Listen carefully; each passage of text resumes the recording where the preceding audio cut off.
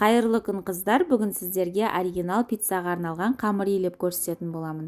Бұл қамырды пиццаның кез келген түріне қолдануға болады. Ең алдымен жылы суға тұз, қант, ашытқы, зәйтүн майы және де соңынан ұнды қосып, жақсылап қамыр болғанша илеп аламыз.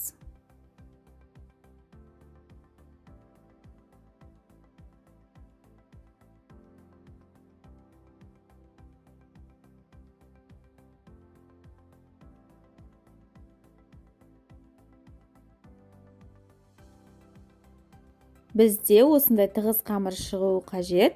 Қамырды орап, жылы жерге 40-50 минутқа қалдырамыз.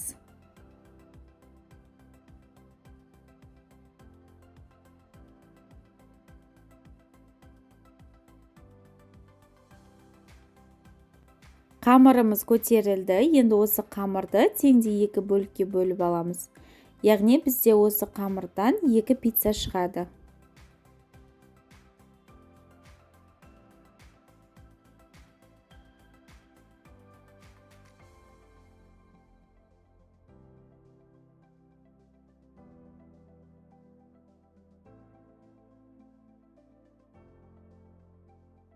Бетіне 1 шай қасық зәйтүн майынан құйып, тағы да 10 минутқа жылы жерге қалдырамыз.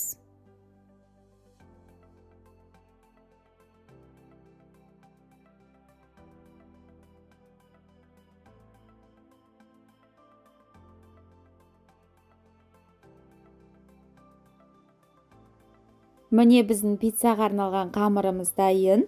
Видео ұнаса, лайк басып, комментарий қалдыруды ұмытпаңыздар.